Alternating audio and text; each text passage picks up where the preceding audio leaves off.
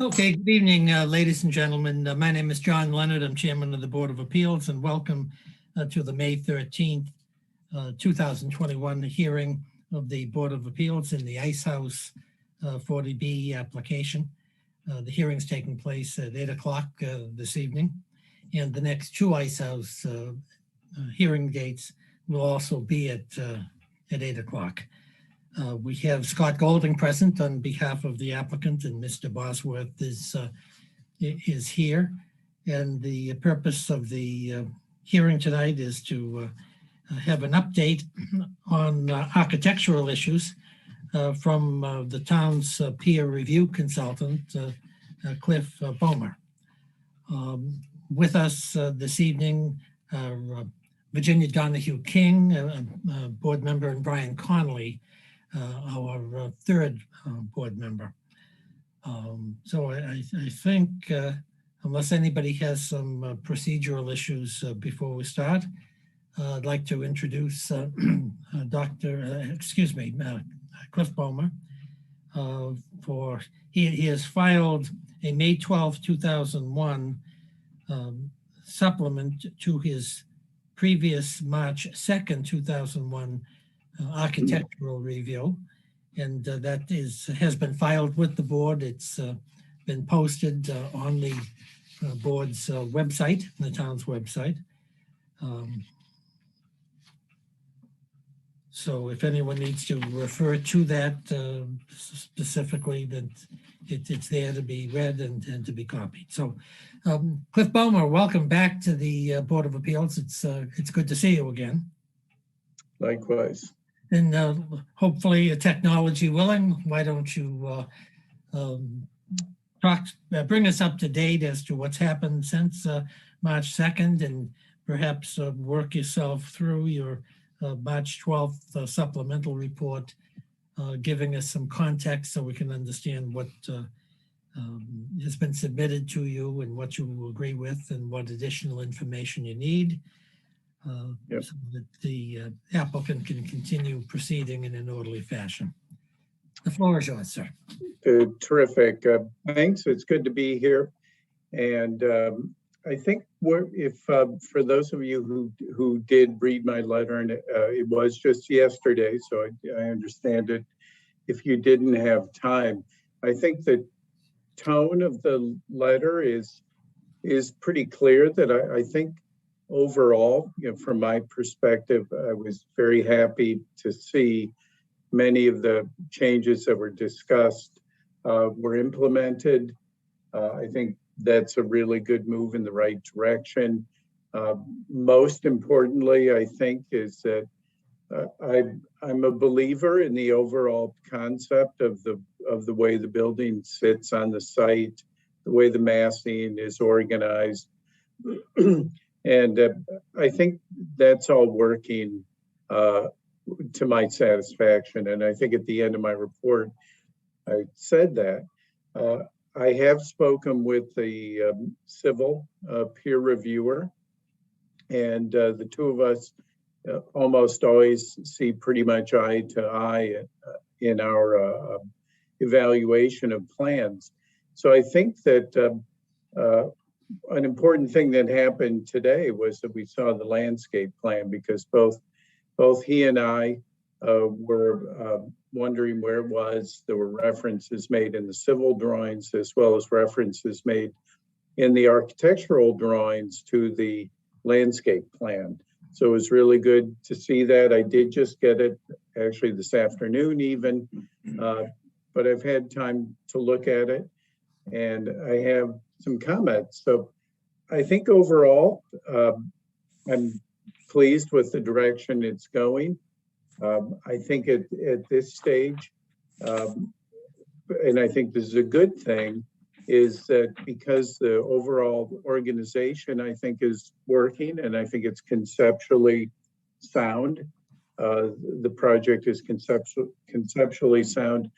I think it's time to look at some details, look at more detailed level, starting at and I would actually like to go through those. There aren't that many, but my letter has a number of items. but I just want to go, there were a couple others that I uh, thought of while I was reviewing the landscape plan, which again, I did just get today. I think on the big picture, and I think it's normal, it's the way design works. The landscape plan came in today.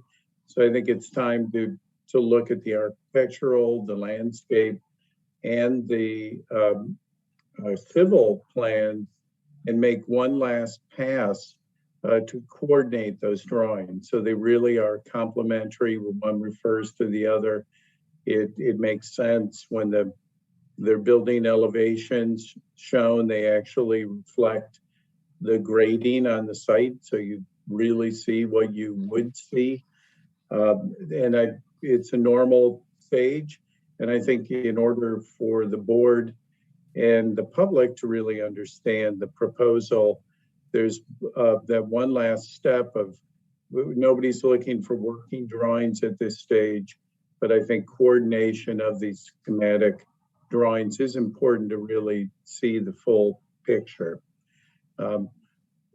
In addition to that, I noted in my letter that I do think it would be extremely helpful, again, for the board to really understand what it is that they're approving, that we need to see some three-dimensional views of the building. I'm pretty certain this is well within the expertise of the architect, whether it's SketchUp or Revit or whatever program he's using. I think knowing what this development looks like from primarily from the roadway is really important, as well. Basically, several views that will make sure that all of you folks really understand what it is that you're looking at. Two-dimensional drawings, our architects and engineers are trained to look at those and be able to visualize them in 3 dimensions, but that doesn't come without a lot of training, and I think it's not an unreasonable request. But having said all of that, I would like to just focus on some of these details that I think matter. Whether optimally they'd show up on the plans. Potentially some of this could be conditions on a decision, but I think they're worthy of consideration. And they're not in a hierarchy here. They're really, as they came to me in reviewing the plan. So pardon me if it seems like we're dancing around a little bit. I think one thing that I still don't understand about the proposal, and this is pretty mundane, but I guess that's good because we're getting down to the nitty gritty, is the trash management plan. I do see that there is a trash chute now that's in the plans. It's on the opposite side of the building from where there appears to be a dumpster pad outside. It just isn't clear to me whether there's a compactor there, whether there are 2-yard containers sitting outside, whether the trash room is big enough to store the containers inside.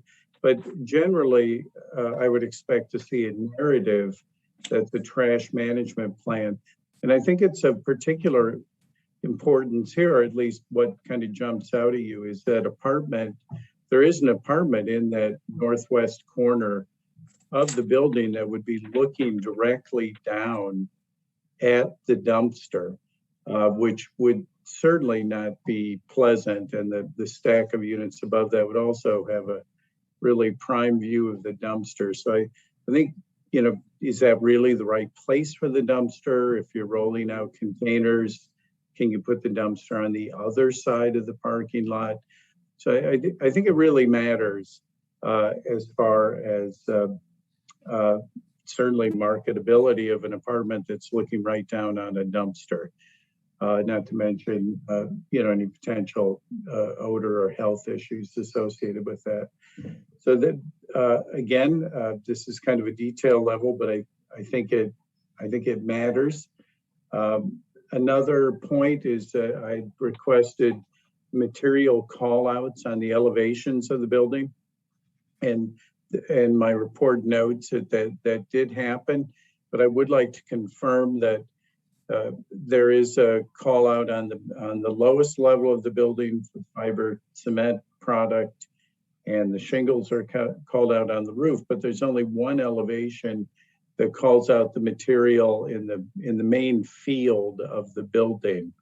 And it's the elevation from the street. You do see that fiber cement is also included in the main field, kind of the main body of the building, but the other elevations do not include that, and that's important. There are other siding materials that have a clapboard look, but they're not fiber cement.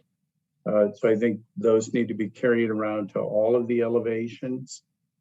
One of the points that to me is very important, that I appreciated the acknowledgement of this is a 52 unit development, and I made a point in my original March 2nd report, supporting the idea of some play space on the site for children in the development. And there was an acknowledgement that some type of amenity space is under consideration. I think detailing that out a bit more would be really helpful. The civil engineer and I talked about, we were questioning the location of the detention area that's on the west side of that new rear parking lot, and wondering why that couldn't be pushed all the way back to the property line. That would increase the functionality, I think, or connection of any outdoor amenity space would be closer to the building. You wouldn't have to cross. So there's a small walkway shown on the plans, but he and I both thought that it could make sense to push that detention area further back and make the programmable space closer to the building. There's I'm back on that notion of coordination of the drawings. Is a small detail. There is a patio space. The landscape drawing that we saw today does show a patio space outside the commercial area, which I think is a great idea. It could be great for people on their bicycles or riding by, or certainly users of the commercial space.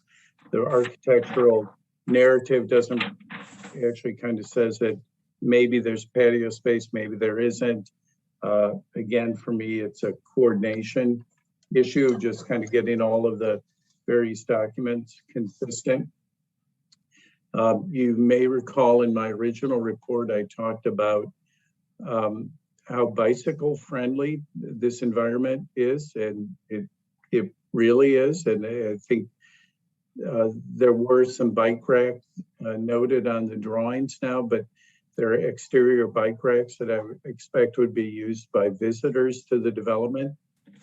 I do think it's a good idea, and certainly most developments that I look at these days do have bike storage, interior bike storage space indicated for the residents of the building, so that they're not having to take their bikes up in elevators into their apartments. Again, I think for this development, because it is such a bike-friendly environment, I would think that would be an important amenity, while it may not be a requirement of the town. Another question that came up with the civil engineer in my discussions with the civil engineer is there is a retaining wall now indicated on the south side of the north driveway, which makes total sense. It makes the grades work. It facilitates access to the parking garage. It's not clear on the drawings what's happening on the north side of that driveway. I know right now there is existing paving that encroaches on the town's property to the north. And it just isn't clear to me what's happening, whether the developer is proposing to go onto town property and do some grading, make the grading meet the driveway grading at that point, There's no retaining wall shown, so it just isn't clear how those grades are going to be reconciled along the north edge of that driveway and whether the developer would need permission from the town to work, beyond the demolition of the paving that's already encroaching on that side. Another question, when I looked at the landscape plan, I'd suggested, well, it was more than a suggestion, it's really a code requirement for a walkway that brings you from the building to the public way. And that does appear now on the drawings, and it seems like the grades will work. So that's all great. I think consideration should be given to what is the area where the kids will wait. Is it worth thinking about a shelter there, waiting place for the kids? Both Sean and I agree that it's not a good idea to provide a pull-off space. The school bus really should stop in the traffic lane. I think that makes total sense. But I think considering a place for kids to stand would be a very nice addition to the development. There is fencing shown along the driveway on the south side of the property, but I don't think there are details of what that fencing is. And I think given that I think we all know that the greatest impact of the development is on that neighbor to the south. So I think seeing what that fence is, what that neighbor will see. I appreciate that the building was tweaked and it was moved towards the north to create space for planting, for some buffering on that side, as well as some notes on the drawings about preservation of trees. That's all good stuff, but it is a 6-foot high fence. And I think knowing what that is certainly would matter to the neighbor at the very least. I already mentioned pushing a little harder on this notion of programmable open space. I'm partial play space, mainly because I've got a ton of grandchildren and I'd like to know there's a place for them to play. There was a nice note in the architectural letter about the letter from April 29th about providing charging stations for EV, which is great. That's a really good idea. It's where the world's going. We know it is. And interestingly enough, and I'm sure your architect knows this, as do his engineers, that it's actually an important decision to make early on because it has a big impact on the sizing of the electrical service and the transformer that gets provided for the project. So knowing, making a commitment to that early on, and certainly the more spaces, the better, but it is actually something that you need to know very early in the process. I think one of the bigger exclusions, it's still outstanding. The drawings still don't reflect where mechanical equipment is going. I think, making the efforts and with landscaping and other ways, I think you remember that I think what I was primarily preaching about last time was a way to integrate this development into the parkway, and that opportunity is there. And I think we're getting closer to that. But I think the view from the parkway, I think you don't want to see a lot of rooftop equipment on top of that building. And we still don't have a roof plan that shows that, or building elevations that reflect whether there is any rooftop equipment. Is it visible or not? Where is it visible from? And if it's not rooftop equipment, is it ground mounted?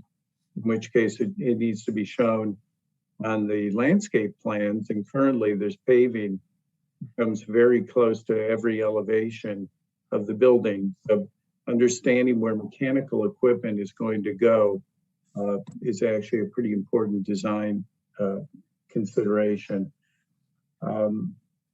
Finally, I think I'll get back up on my main soapbox.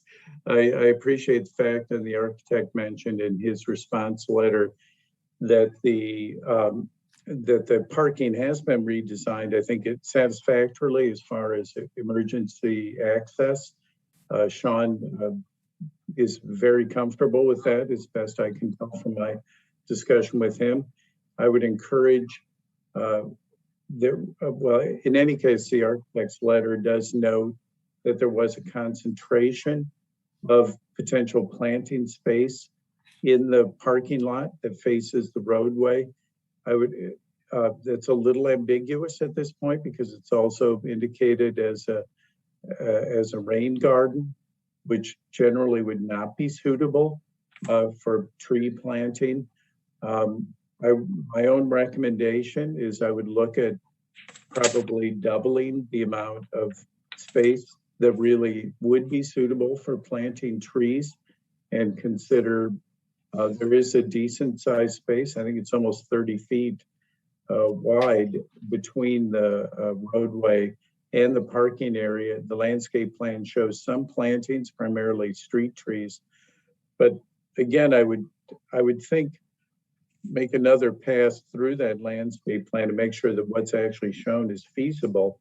But I would encourage even more shading on the parking lot itself as a way to really kind of make it a landscape parking area rather than a parking lot with a few trees in it.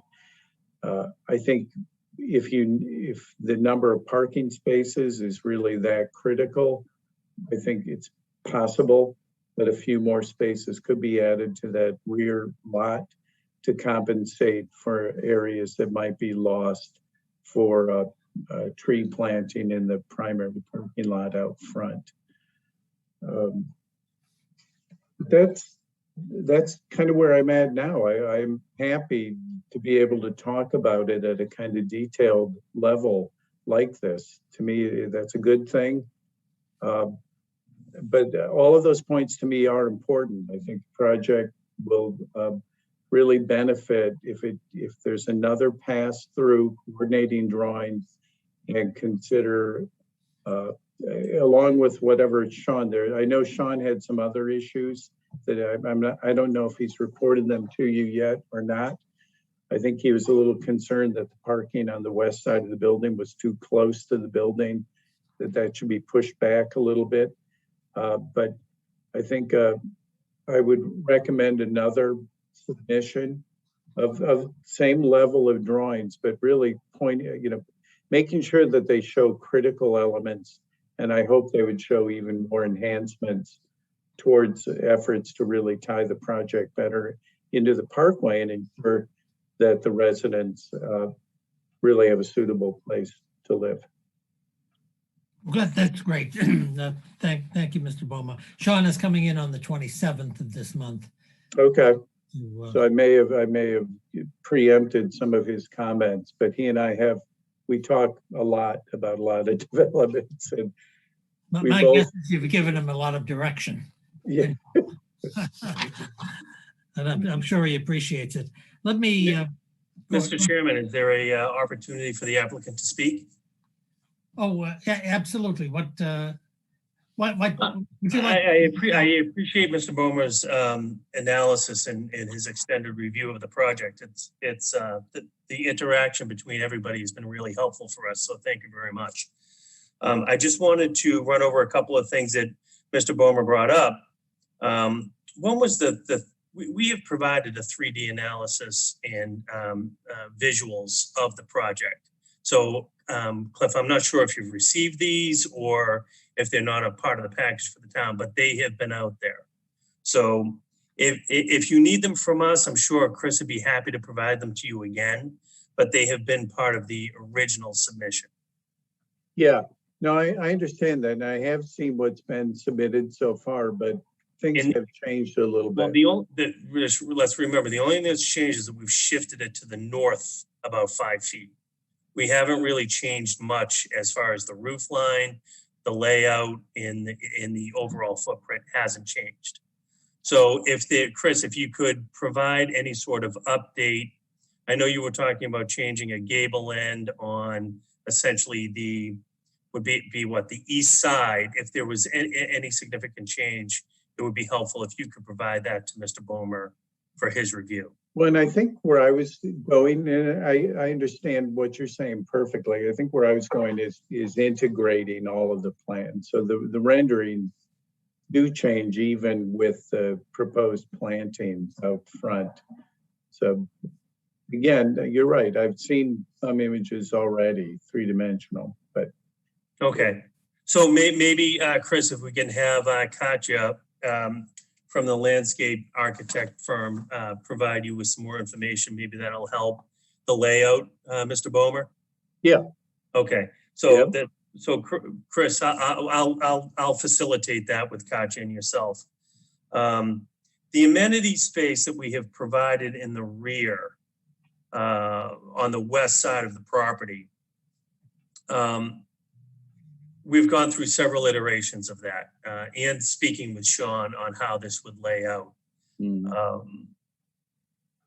I know that we've had discussions about a tot lot or some sort of area for children to play, but quite honestly, we do not see families living in this building.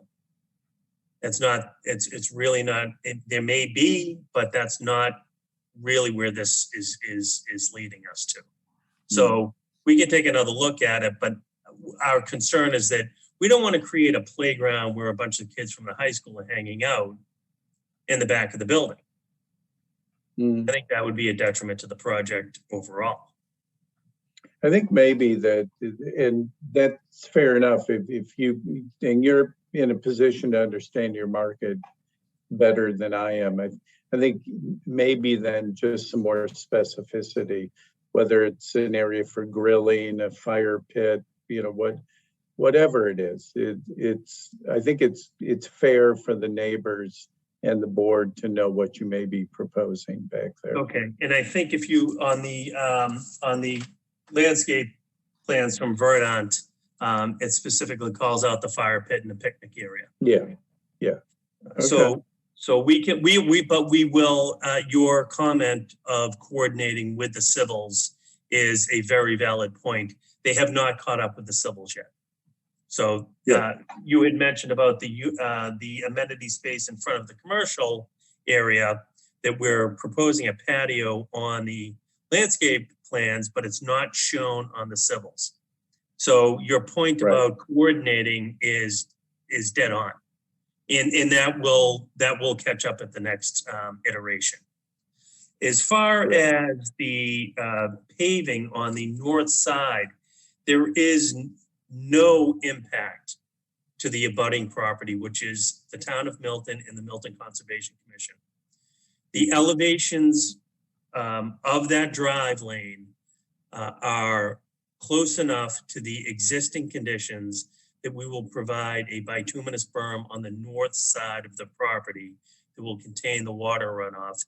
And there will be no encroachment, and there will be no need to request some sort of waiver from the town or from the Conservation Commission. Okay. We can do all of this construction within the footprint of the property.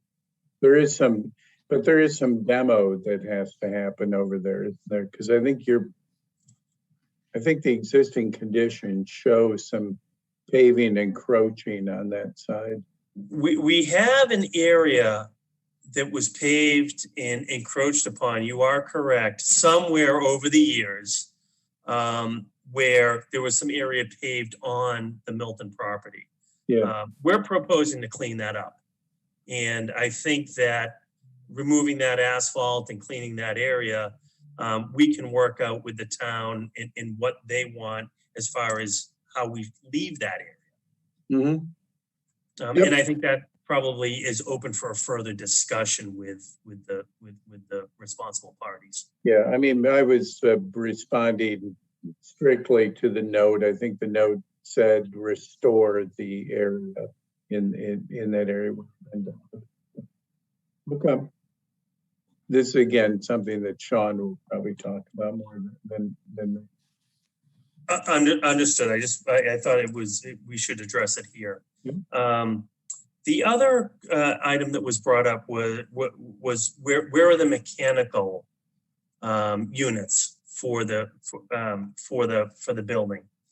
Now, as we all know, these aren't construction drawings; they are permit drawings, and typically in permit drawings, you wouldn't provide that level of information.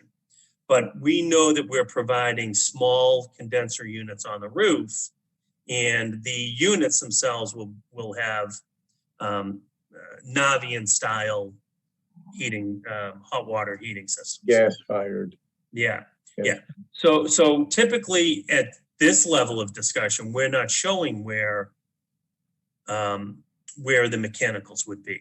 But I think we can safely say that there'll be small units on the building hidden. We won't put them on the top of the building. We'll make sure that they're shaded with some sort of small widow's walk type of screening. Well, that's precisely my point. Whether it's crossing over into not knowing how tall those units actually are, that it might be further down the road. I think the board would be within its rights to condition that mechanical units, rooftop mechanical units, are not visible from the street. I think we could all agree on that. We don't want them visible from the street. Yeah, and we have the same goal. We don't want to be looking at them driving by either. The other item that was brought up was the fence along the south side of the property, abutting the neighbor. We have had conversations with the neighbor, and they have requested a 6-foot stockade fence and a run of arborvitaes on the north side of the fence. Mm. So the landscape design, they show the arborvitaes intermittently because there are actually some nice trees along that south property line that will be we'll run the fence on the south side of that.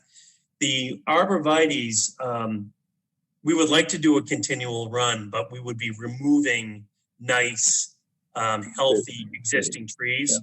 So the goal and the reason they show them sporadically on the landscape drawing is because we're going to be filling in between the healthy trees with arborvitaes. Okay, that's good to know. Okay. And as far as the bike racks, this is a coordination issue also, Mr. Bomer. The landscape drawings actually show bike racks on the east side and then on the main entrance where the two buildings meet. Yeah. That's not coordinated with the civils, and we'll make sure they're coordinated with the civils going forward. Great. So that's all I have, guys. Okay, great. Thank you very much, Mr. Bosworth. Let me go to my fellow board members and see if they have any questions, either of Mr. Bomer or even Mr. Bosworth. Mr. Connolly, do you have any questions you want to offer? Yes. Thank you, Mr. Bomer. Super helpful memo and explanation. And to Mr. Bosworth and the applicant, it's thanks for all the progress made on the plans. So I think the main theme, I think, Mr. Bomer comments is that this is headed in the right direction, but you'd like more detail, or you'd like a further revised set of plans that show the things that were said. So I guess one question I have is there another set of plans that'll be forthcoming that'll show the level of detail and show the requested changes? I guess that's a question for the applicants. I didn't know if you had been discussing with each other, but should we expect that there's another set of plans that Mr. Bomer looks at and then tells the board we're good, or is there, or what is the expectation there? Is that a question, Brian? Yeah, I guess it's to you, Mr. Bosworth. Yeah, I guess I'm not sure who. I don't know if you've been talking to each other about what the plan is. I got the sense it's been a collaborative, iterative effort here, but there has been. Yeah. I've heard Ms. Bomer talk about wanting to see more plans, and I guess I'm wondering, is that a request, or is that something that's sort of been understood and is going to come through to us? Well, it hasn't been a request, but we're fully expecting to have to submit a final. Yeah. And Mr. Bomer's suggestions and direction all along the process has been fantastic. Yeah. We can certainly provide the rest of the requests from Mr. Bomer in our next submission. Yeah. Okay. Is there anything that he has asked for or requested that you disagree with, or that, you know, will be an open point potentially when you come back? I guess one, I think might be about the, I think I'm hearing you say that on the amenity space, or tell me if I'm hearing you right, that you feel like you've put your foot forward on what you think the right proposal is with the lawn and the fire pit and what's shown. Yeah. And I think not to yeah. offend Mr. Bomer's No. grandchildren in any way. That's all right. Yeah. They're not listening. But we feel that an amenity area with a fire pit and picnic benches and is what the residents of this building would want. Yeah. Okay. And this might be a question for Mr. Bomer to make sure I was following your explanation when you were talking about moving the sort of amenity area closer to the building. I think you were talking about on the west side of the property, the sort of rear of the property. And it's, I guess, so you'd be the expert. I looked at it and thought that you would want the lawn and the amenities further from the building and closer to the open space to be buffered from the parking lot. But was your thinking you would have flipped it and made it closer to the parking lot in the building? I thought that was a good setback in setting. Well, I think Sean believes it too for slightly different reasons. My reasons were more just for adjacency and a modicum of ease of access. I think Sean's belief is that you should provide the runoff is going to sheet in that direction. So he thinks that it makes more sense if you're going to detain anything on site, you might as well give the greatest opportunity for, more natural infiltration before it even gets to the detention area. So he and I both thought of pushing it back further to the west, but for different reasons. I'll let him speak for himself, but to your earlier point about a revised set of drawings, I would just recommend to wait until you hear Sean's report, because he has a different way of analyzing the site than I do, and there's no point doing it twice. Yeah. Okay. Thanks. That makes sense. And so then another on the mechanicals, just so I followed that. I think Mr. Bosworth, there's agreement that they'll be on the roof, and there's agreement that they'll be sheltered and screened in some way that they won't be visible from the street, and that's what will be shown on the final plans. Is that on the 3D renderings, Brian? Yes. Yeah. And I see. So it would not be shown on the plans, but it would be a condition in the approval that would say they'd be on the roof and be screened, because you're saying that's a level of detail you wouldn't want to put advance on these plans, but you're agreeing to that commitment, right? Yeah. Okay. Can I make one more? Please, yeah. Just push that a little bit further. I agree totally on the. Nobody knows exactly what the equipment is at this point. I'm hearing that it's going to be individual apartments will be responsible for their own utilities, which means at least 52 different units. There would also be probably an independent rooftop unit of some sort for the commercial space. And my main point is I agree totally. They're not in a position of designing how big the equipment is exactly, but I think you want to know whether you're looking at a vinyl fence on the top, or is it a cedar slat fence, or because there will be an element on the roof that you haven't seen yet. It's fair enough that we don't need to know exactly what's behind it, but I think it's also fair to say that we know that individual pieces of equipment of that type are generally 30 inches tall. Engineers know approximately how big it is. And if you end up with a bigger rooftop unit for the commercial space, the benefit that you've seen by having, which I think is a great move, of having the building step up in scale.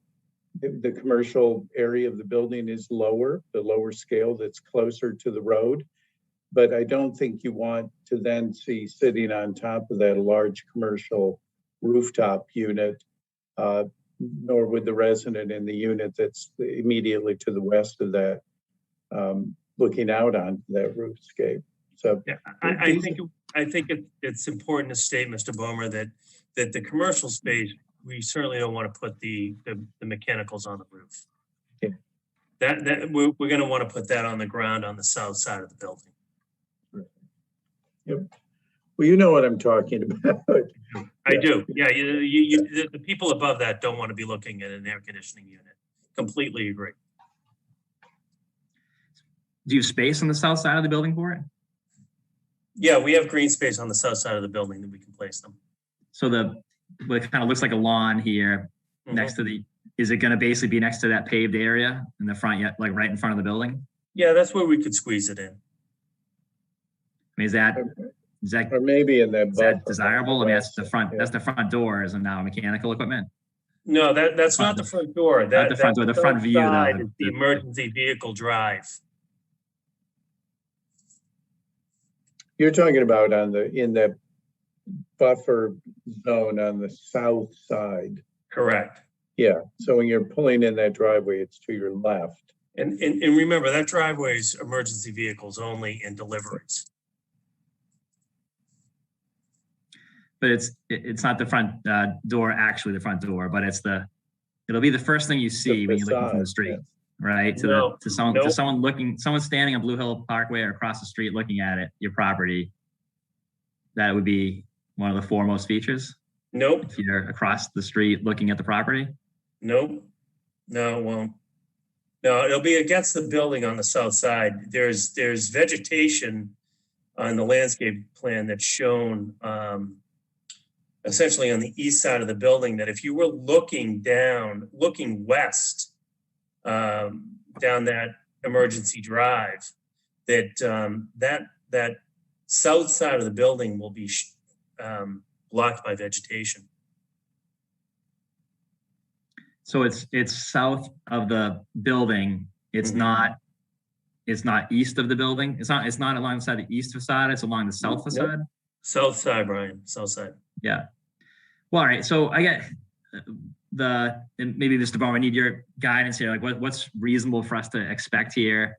You know, what's the perfect world? You'd show it on a plan, it would be design, inspect, and you'd know exactly what to get. But I think I'm hearing everyone say that's a level of detail we can't expect now. So what can we say that to make sure we don't find out there's a mechanical equipment in a place that we'd regret later on not having thought about? What's a reasonable thing for us to ask for or expect at this stage?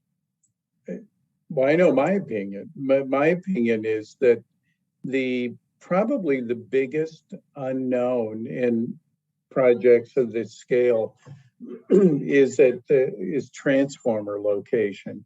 And it's only big in and in this current plan, that actually is shown in front of the building. On the southeast corner of the building, you see it on the landscape plan. I think it's on civil. Yeah, that's transformer. And the reason I say that's an unknown is that it's a utility at the end of the day who will, if not dictate, at least have a lot more leverage than a lot of owners have as far as locating that equipment. So if you lose the battle of putting the transformer in a less conspicuous place, then you would expect the landscape plan to show some type of screening. Generally, you need to know whether there are bollards around it. It's often a requirement to protect the equipment. So kind of what that assemblage needs to be is knowable, generally speaking. Exactly where it goes is tough. The mechanical equipment, that's equipment that you design and place on the site, that's knowable. Whether it's 40 inches tall or 32 or 48, you might not know because you haven't sized the equipment yet. But you do need to be cognizant. You roughly know, and if you well, for example, if you put a piece of mechanical equipment close to a property line, then what the neighbor is going to want to know, is there any noise impact to it? So every time that cycles on, does it really meet the town requirements for noise standards, or is that something that is a waiver, or what is it? So from my perspective, it needs to be roughed out to the reasonable, to a reasonable level, to what is knowable, and acknowledge that there are variables within that. And mechanical equipment is always an issue. I can tell you that many times projects get approved and they get built, and something really unexpected, that it really impacts the view from the public realm, and people are scrambling at that point. So I'm just trying to push it to a reasonable level. And I think you have a reasonable expectation to either see in the site plan or the building elevation where the mechanical equipment goes. Transformer, that may be, I think where they showed it is a logical place, and the utility will probably want to put it there because it minimizes the length of the primary run transformer. So highly likely the utility will want to put it there. And then I think you need to see some landscaping around it, or understand that it's surrounded by bollards, whatever, just so you know what you're getting. Yeah, I mean, I think I can't picture it, but I think I'm hearing there's 52 air conditioning units that if I got that right, serving 52 units, and they're spread around the roof in the building. And yeah. It could really change how the building looks, right? And I guess I'm just curious. That's why I'd be curious to see some explanation of how you'll make it fit with the other nice design you've put together, right? Yeah. You'll see buildings get ruined by this stuff, these details that don't get, thought out. And I don't think that's what'll happen here, but. I think, Brian, it's important to point out that there's only 2 air conditioning units that are required for the commercial space. Uh-huh. The balance of the units are on the roof. So it's not, the building will not be surrounded by units. The units will be on the roof, with the exception of 2 units that feed the commercial space. Are they clustered in like one site, like a mechanical penthouse that's like fenced off, or is it on the roof? Yeah, I literally can't picture what that is like. Is it 52 together, or? What they're typically stretched across the roof line. Yeah. Behind a fence, a decorative fence of some sort. Uh-huh. So it looks like there's a widow walk on the roof. I see. And the units are stretched across the roof to feed Okay. each unit. So it's not just screened from the street; it's really screened you'd screen it from on all 4 sides, then, right? I think you wouldn't see it from the parking lot, or you wouldn't see it from Blue Hill Parkway. You wouldn't see it from the south. There's nothing from the north side. And remember, the rooftop is probably only about the flat part of the roof is probably only about 10 feet wide. So it's not a substantial area. I mean, if you're, I think of the renderings of the project, one of the main ones you show is being in the parking lot, looking south and looking at the 2 sides of the building, right? If you're in the parking lot. So would you see the mechanicals then, or would they also be screened from that view? You would not see them. The only mechanicals you would see is on the south drive lane where the emergency vehicles enter.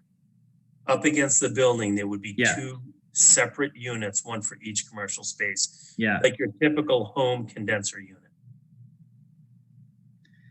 Understood. Right. Yeah, I think so. I guess my view would, be the roof. You would want screening of the rooftop, screening of the ones on the ground, of course, but then screening of the roof too. So they're just, they're not visible from the ground level, really anywhere.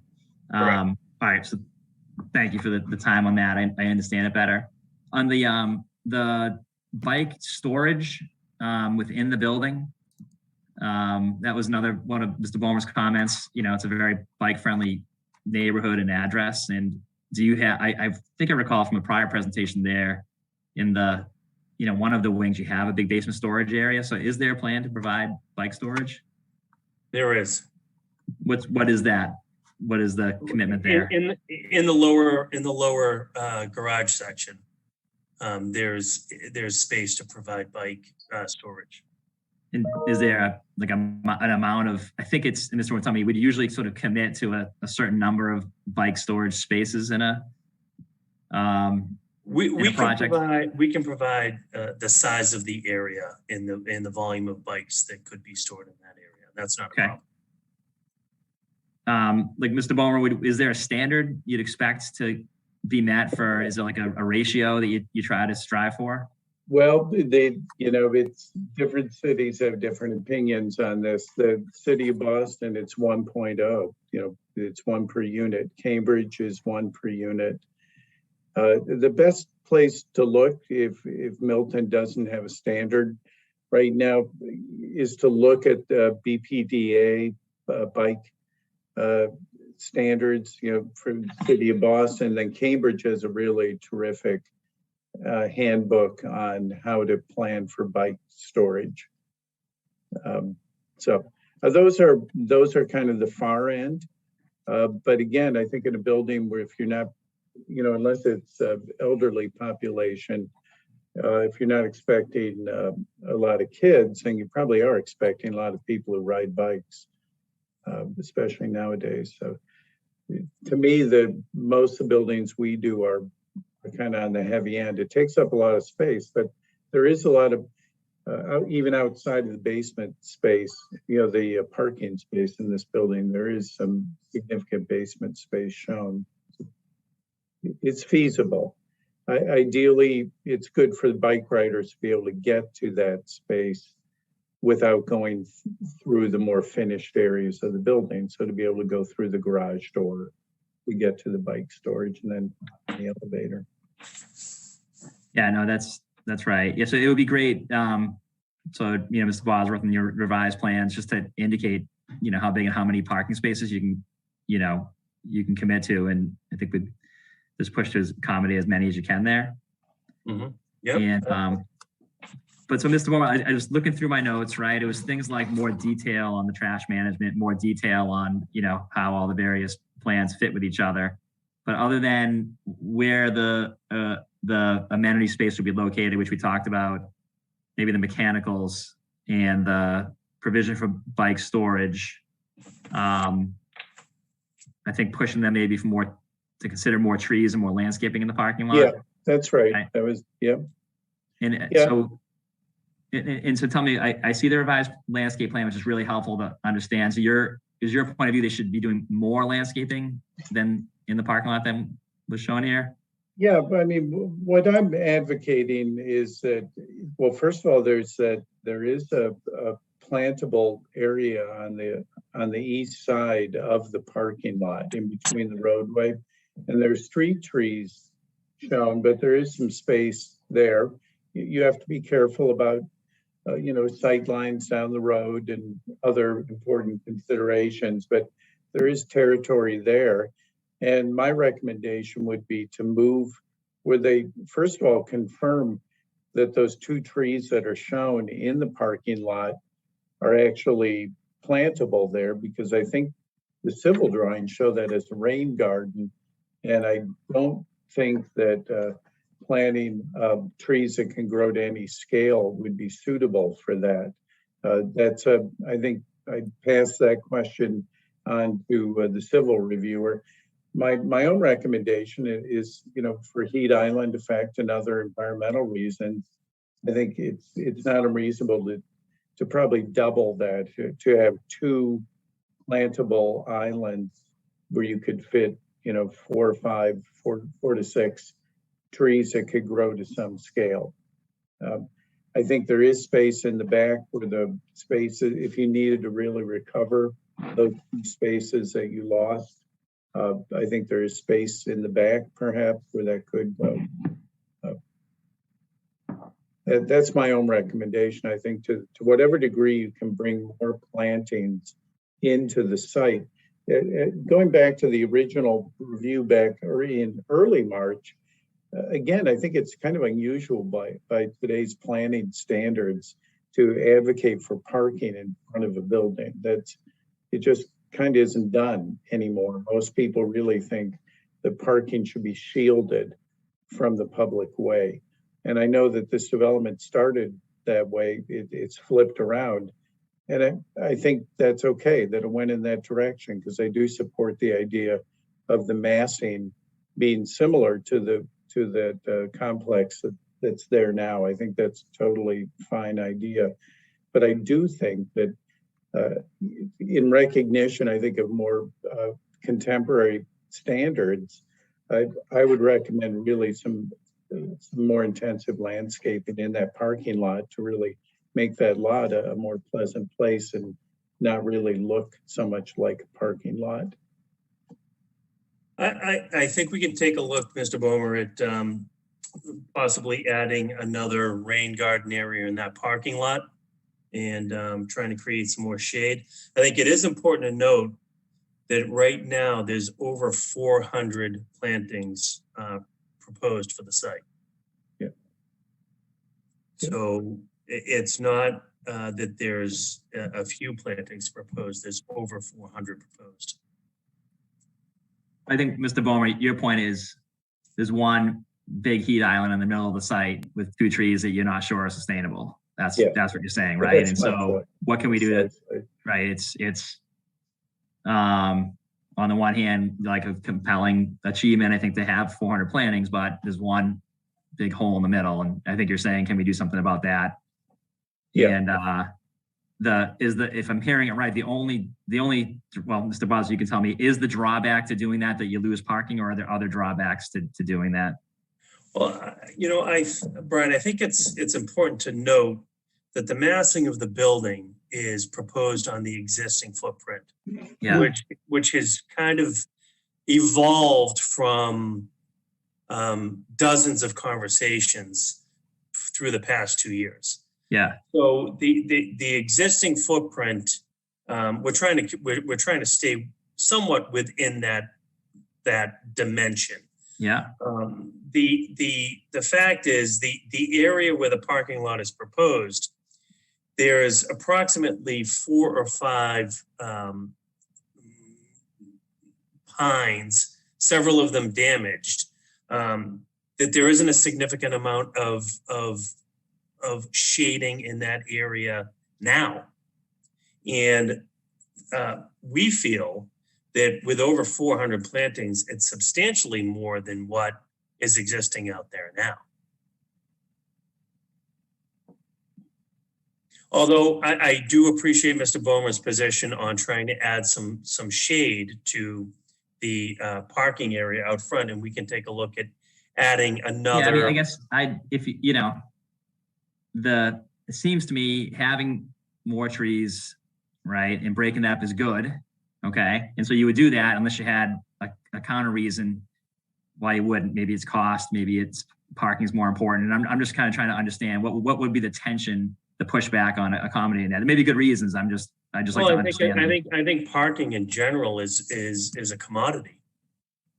And the parking number has been discussed several times throughout this process. So eliminating parking is something that is a challenge. In considering the fact, I think we're taking down 6 or 7 trees, or 6 or 8 trees, and we're planting 400 additional plantings. The ratio of what we're adding to what we're taking away is substantial. What is the new parking count? Oh, so we have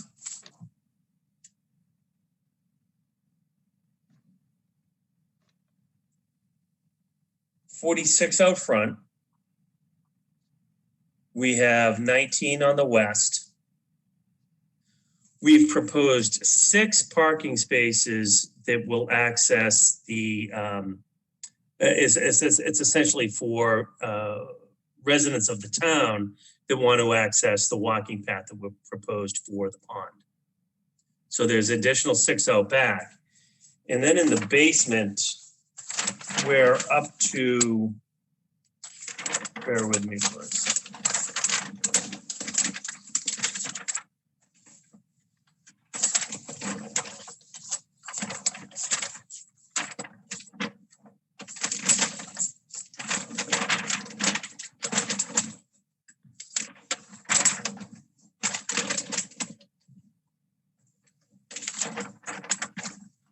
34 in the basement.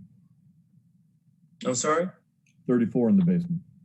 Thank you. 34 more in the basement. That's 99. Do I have that right?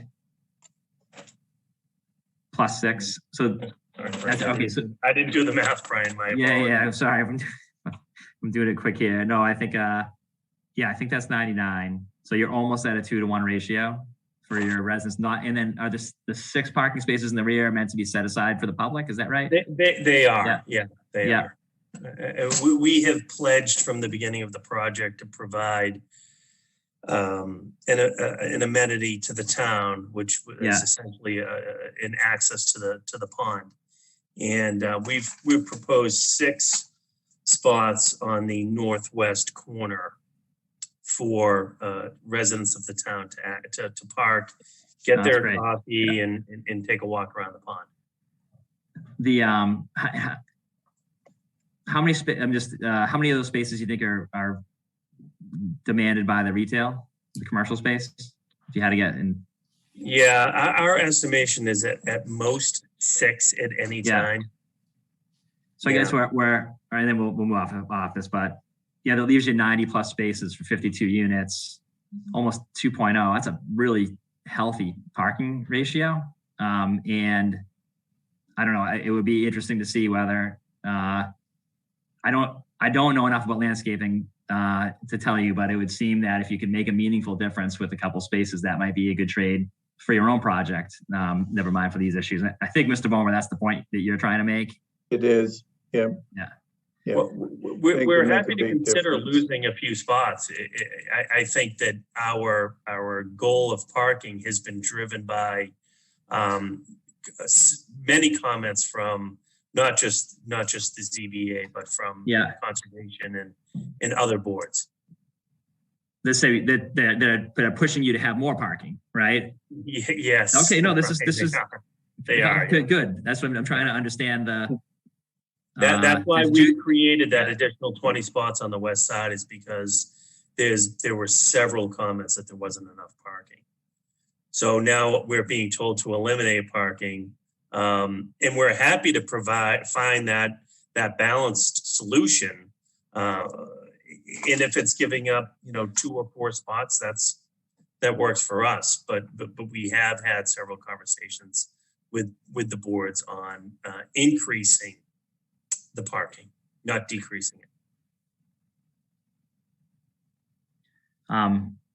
Okay. Well, look, I've taken a lot of time here.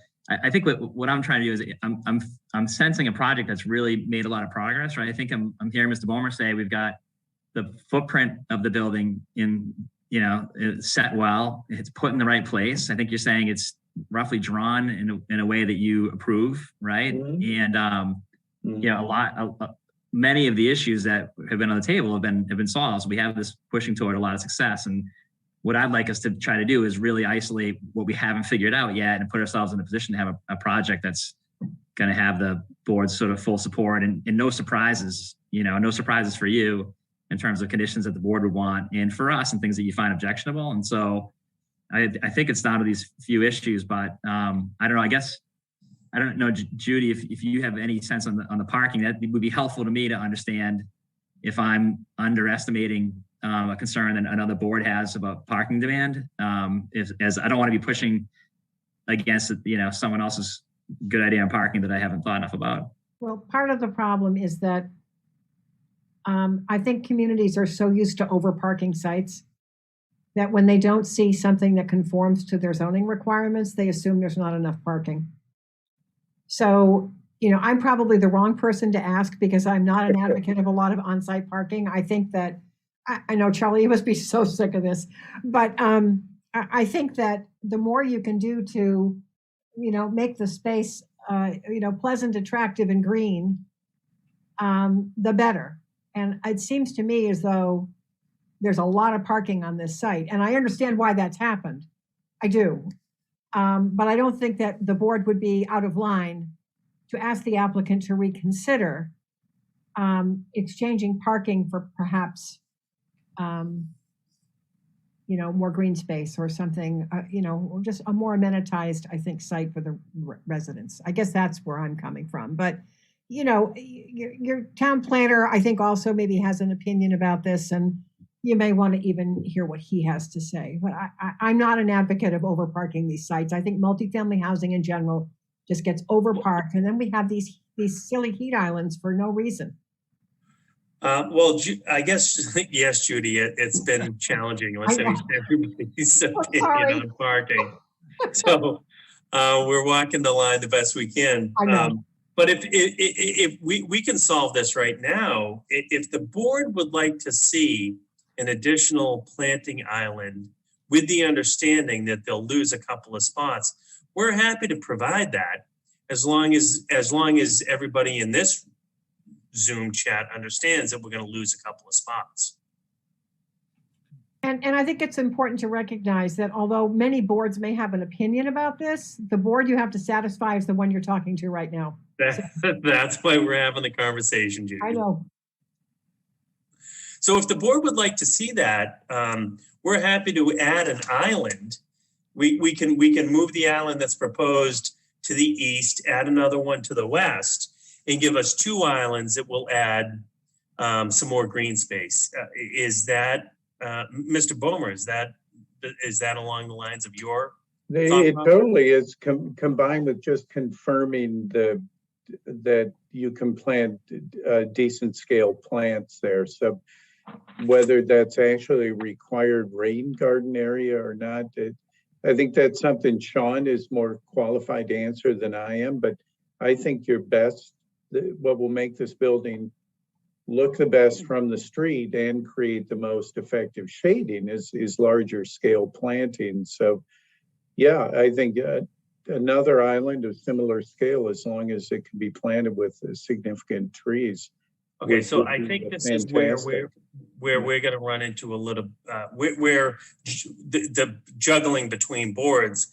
The Conservation Commission has made it very clear that they wanted to see rain gardens in the parking lot. Yeah. I'm more on the thought process that a standard planting island with a larger tree would be more beneficial on a site like this. Mm. And as Judy clearly stated, this is the board that we need to agree with the most.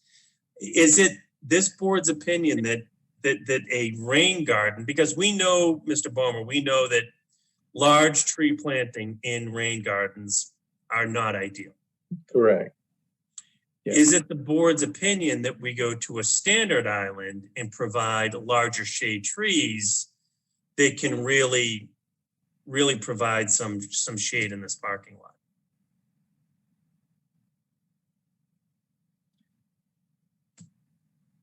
Brian? I don't know. Mr. Bomer, I'd be curious what you say. I think that question should be addressed to Cliff Bomer. Sure. All right, Mr. Bomer. I don't think it's necessarily one or the other. I don't want to defer too much. Is the push for the rain garden mainly for infiltration close to the source?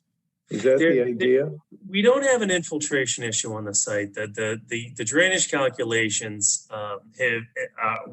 we're over designed on the drainage calculations, so it's not an infiltration issue. It really was brought up by conservation of we wanted to see something like that. I see. Okay. Well, I know it may not be that may not be the best solution. Yeah, my opinion is that from I think a long-term, especially because we are losing those 6 mature pine trees out in front. To me, the larger scale plantings are more significant and have a greater impact long-term. Cars parked, you'll never know the rain garden's even there. If the parking lot is actually parked out, you'll never even see it. So we'll have zero functionality for a screening. The importance of planting the trees, from my perspective, is a scale issue. That This is a bigger building than most buildings nearby. So creating foreground through the use of nicely scaled trees is really important. It changes the perception of the scale of the building. So, and I don't want to go against Conservation Commission if there is a need for something that's very specific about what's planted in a rain garden or as I said, infiltration, which doesn't appear to be the issue. I think the idea of mitigating the scale of the building through some meaningful scaled planting between the street and the building is, in the long run, is the way to go. I guess I'm curious, Mr. Bosworth, if you didn't have the Conservation Commission and the zoning board and everyone giving you their point of view, and you're a developer, what do you think is a better development? What do you think presents better? I'm on a Cliff's train of thought here. I think providing a couple of islands with the larger growth trees will really break up the landscape and the massing of the building. So the reason that the rain garden there is because of a conservation request. Yeah. I'm more along the lines of of the way Cliff thinks is that adding trees to break up the front of that building would be very beneficial to the entire design. I mean, I think, well, that's really helpful. I mean, it's my instinct as well, right? I mean, it just seems to be more pleasant than a rain garden, and it solves some of the other issues that Cliff identified. So anyways, thanks for considering that. And look, thanks for all your efforts here. It feels like we've got a very responsive applicant here trying to work with the town and its, peer reviewers, and we, really appreciate the efforts. So, Mr. Chairman, thank you for letting me take so much time. It was more than I planned to take. Well, that's all right. It was very helpful to me in particular. So thanks, Brian. Let me ask Mrs. King whether she has any questions of I have nothing. I have nothing firm. I was concerned about the trees in the parking area as well. And when I heard it was a rain garden, I was thinking it's not going to show. And I guess I'm just concerned that am I right in thinking that the next iteration will be magically fixed, or I don't know how many iterations we go through. And other than that, I let Brian take my time, so I don't mean to take up. Thank you. No, I think it's very helpful, and I think the sense of the board, without getting involved in voting on it seems to be in support of our peer reviewer, and it seems like Mr. Bosworth is on site and is on in lockstep with that. So I think that may be the way to start to proceed here. Right. That I was thinking that that's how it went, and I just was asking the opinion of people that may have been through this a little bit more than I have. Right, but I think if we saw some conceptual drawings or sketches or whatever in proper perspective, it may make it a lot easier for us laymen to make that decision rather easily. Yeah, I agree. Okay, so that's all I have. Okay, that's fine. Let me, because I'm at my home office here and I don't have full access to the screen, I just don't know who's out there in virtual land. So I just want to ask whether Tim Szynski from the town of Milton planning office, whether Tim is present this evening. His hand is raised.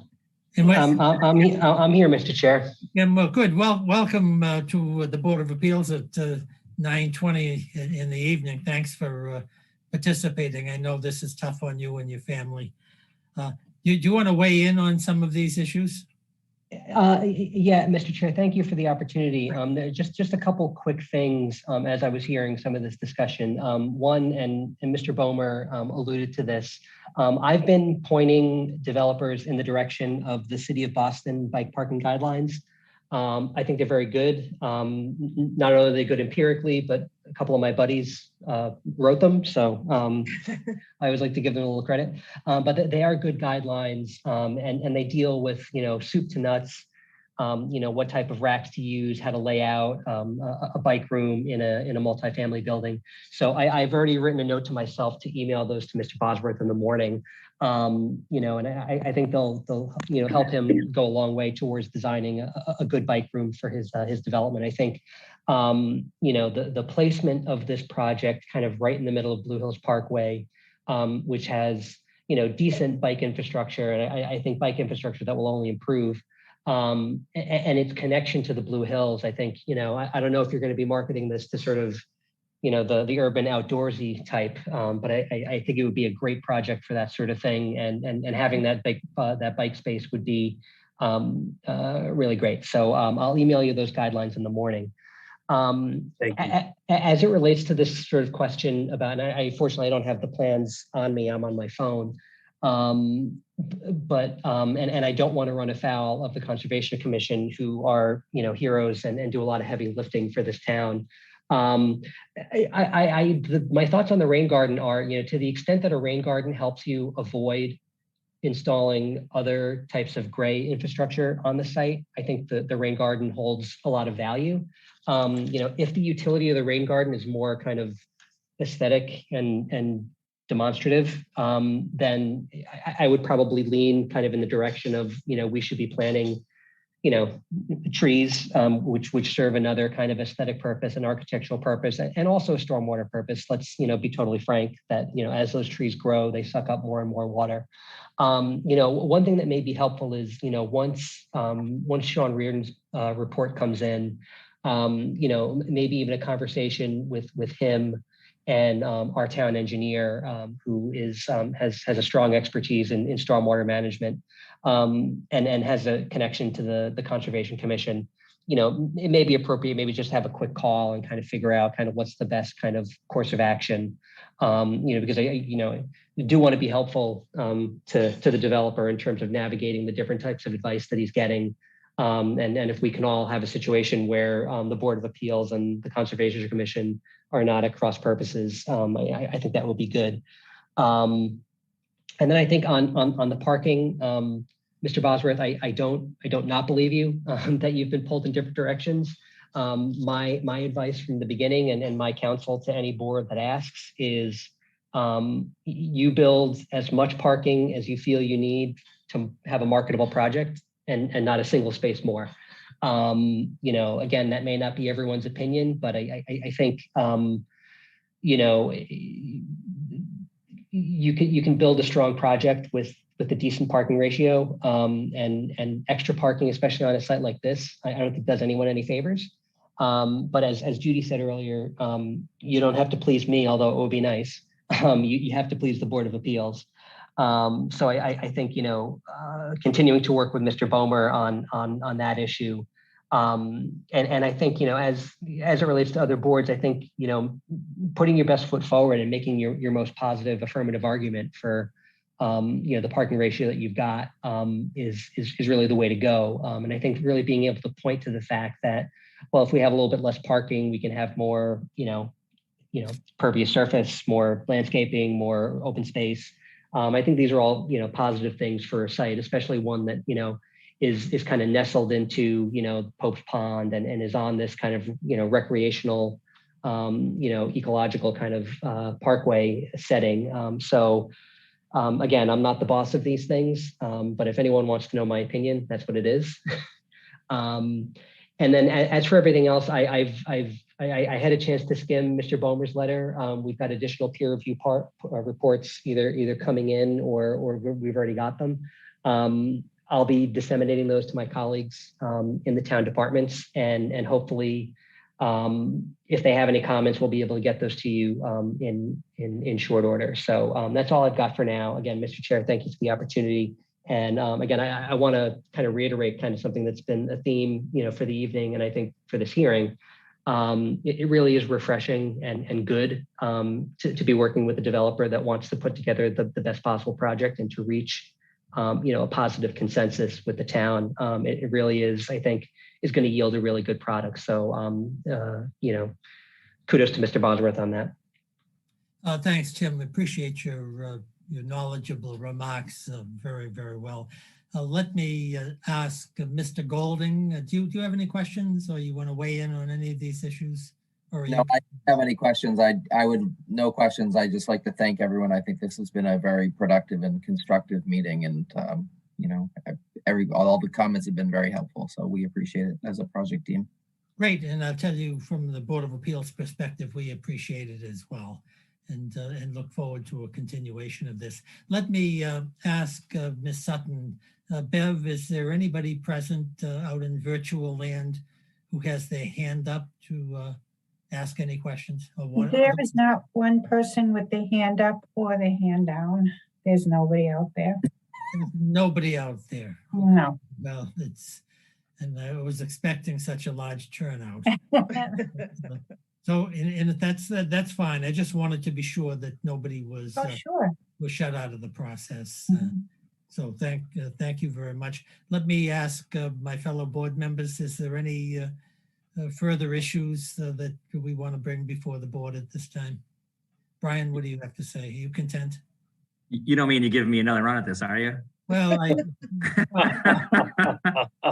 I know you missed the last time. I took my time. It's Nothing further for me. maybe a little chippy, but thank you very much. I thought you were very helpful in your analysis this evening. Ginny, do you have anything else you want to add? No, I'm just looking forward to the next meeting where we can see more information about it and flesh everything out. Okay, let me just ask Cliff Bomer, do you have anything that you want to add in closing? Nope, I would just repeat that I know Sean has some opinions too. I don't think that anything that was discussed tonight really conflicts with anything that he and I have discussed. So I would expect more forward progress after you talk with him. I think that's absolutely true. Mr. Bosworth, do you have any final comments for the evening? I do not, Mr. Chairman. Just thank you for your time. Okay, great. So what we're going to do is we're going to adjourn this this hearing and allow Mr. Bosworth and his development team to deal with Mr. Bomer on the various issues that were raised tonight. I wish Mr. Bomer all the best in his new computer system. Good luck, Cliff. It made it through the whole night. It didn't Well, crash. it is great, and we hope you're going to be joining us in a future hearing. Terrific. And so our next hearing in this matter is May 27th, and that's for site civil and the traffic peer review. And that hearing on the 27th will also be at 8 o'clock in the evening. So if there are no final comments, we'll be adjourned to the 27th, and thank everybody for their good spirit and cooperation. I think we made a lot of progress tonight on some somewhat difficult issues, but really important issues to the project. And I appreciate everyone's good faith, and I think this is going to go a long way to have a terrific project on behalf of not only the applicant, Mr. Bosworth, and his development company, but also for the town of Milton. So everyone have a good night, and thanks for participating. Great. Thank you, Mr. Chairman. Thank you. Good night. So long. Good Bye-bye. Good night, everyone. Good night. Thanks, Bev.